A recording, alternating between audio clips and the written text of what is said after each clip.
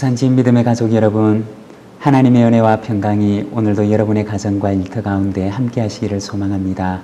오늘 말씀은 이사야서 25장 1절에서 12절입니다.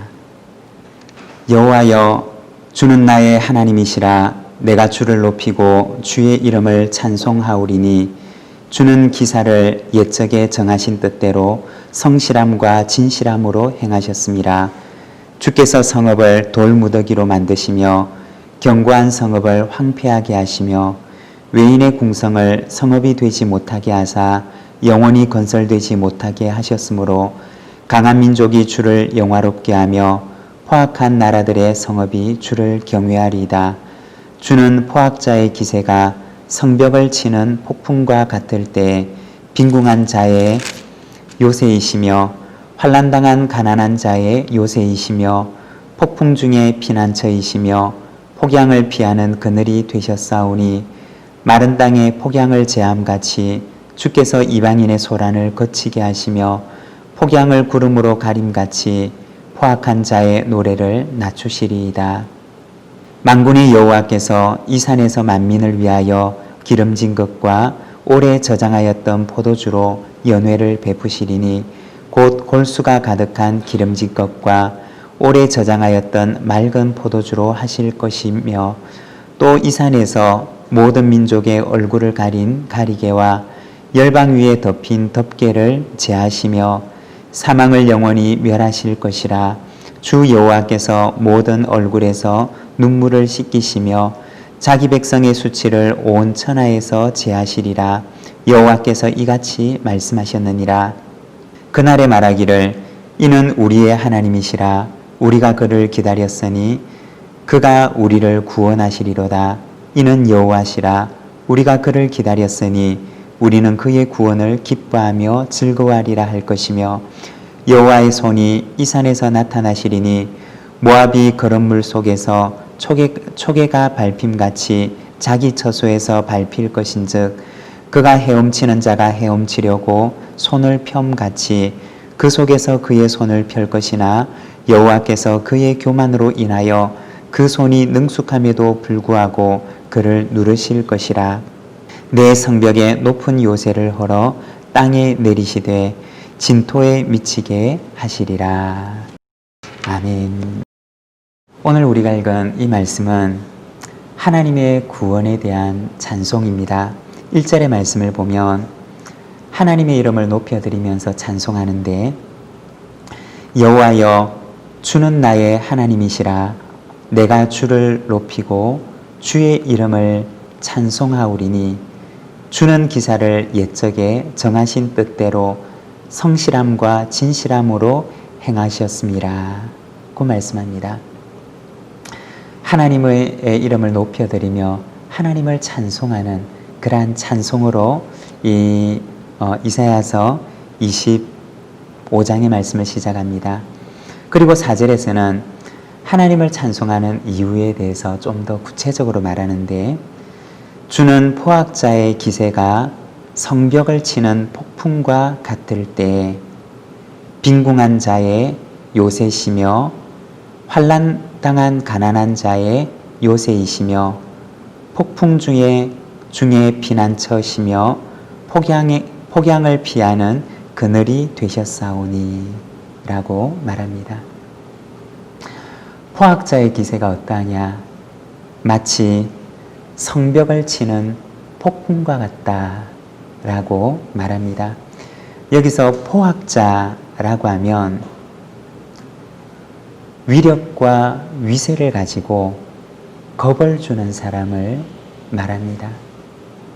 내가 가지고 있는 그 힘을 가지고 힘없는 사람을 겁박하고 위협을 주고 압박하는 사람을 말하는 것입니다. 마치 이 사람들은 성벽을 치는 폭풍처럼 가난한 사람이 거주하는 그 집의 문을 흔들어대는 것입니다. 요즘에는 창들이 예전보다는 아주 튼튼하게 되어 있는데 제가 어렸을 적만 해도 태풍이 오게 되면 그 강한 바람들이 창문을 흔들어대는데 마치 그 안에서 저는 우리 집 창문이 무사할까? 우리 집 문이 이 태풍에 무사할까? 라고 하는 그러한 걱정이 되었던 기억이 있습니다. 힘 있는 사람이 위력과 위세를 가지고 가난한 사람이 거주하는 그 집의 문을 흔들어대는데 마치 폭풍처럼 그를 흔들어대는 것입니다. 그 안에 있는 사람이 얼마나 무섭고 두렵고 떨리겠습니까? 저는 이 말씀을 보면서 창세기에 나와 있는 보디발의 집에 있었던 요셉의 이야기가 마음속에 생각이 났는데, 보디발의 아내를 겁탈하려고 했다는 억울한 누명을 쓰게 되었을 때 보디발의 아내와 그리고 그 집의 주인이었던 왕의 시위대장 보디발이 얼마나 불처럼 화를 내면서 이 요셉을 위협하고 또 급박했겠습니까? 폭풍처럼 위협하는데 아마도 요셉은 그 앞에서 벌거벗은 사람처럼 누구에게도 보호받을 수가 없는 그러한 처지가 되었을 것입니다. 그러나 아무도 그의 보호자가 되어주지 못했지만, 그러나 하나님께서 그의 보호자가 되어주셨습니다. 두려움의 눈물을 흘리고 있으면 모두가 잠든 외로운 밤에 아마도 하나님께서는 이 요셉을 찾아오셔서 말씀하셨을 것입니다.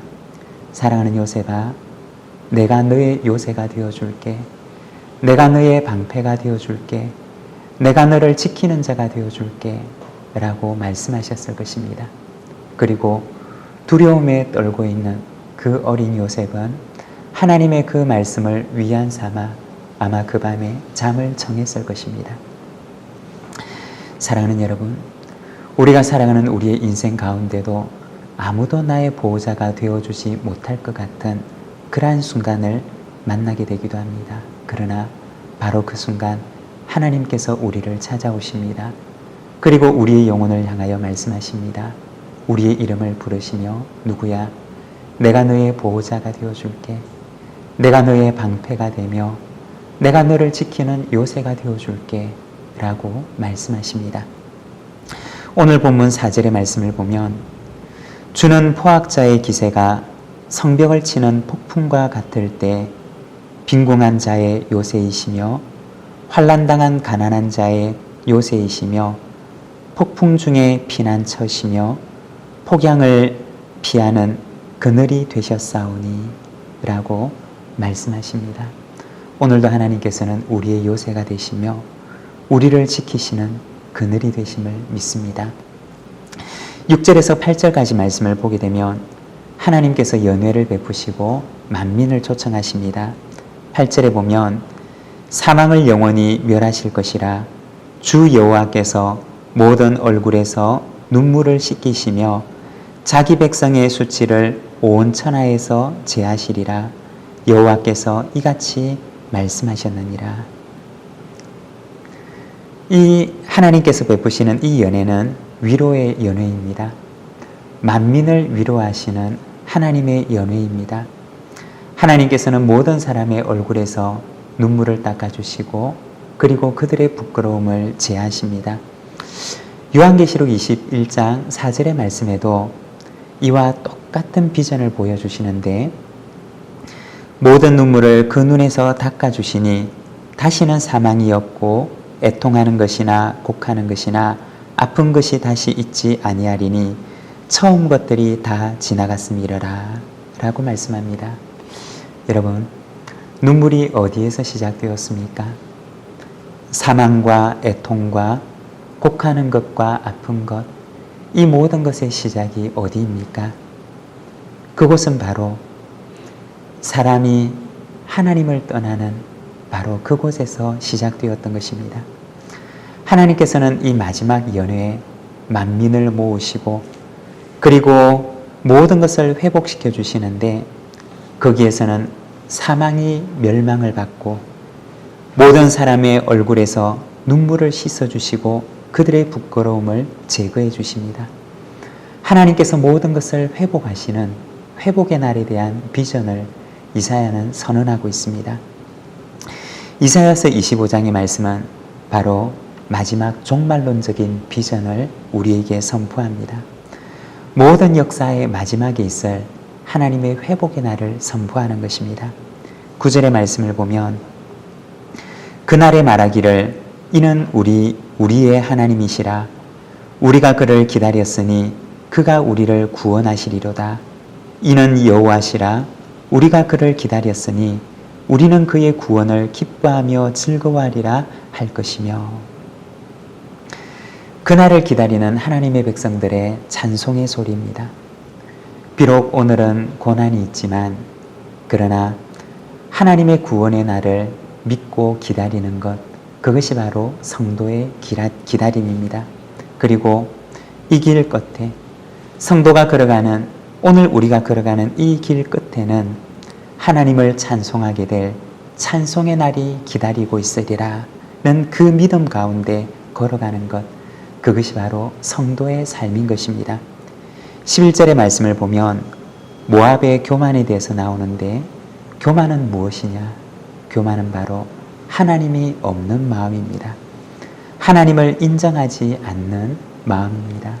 사랑하는 여러분, 하나님께서 오늘도 우리의 요새가 되십니다. 하나님께서는 성도의 눈물을 씻기시는 분이십니다. 하나님께서는 성도로 하여금 그 길 끝에 찬송하게 하시는 분이십니다.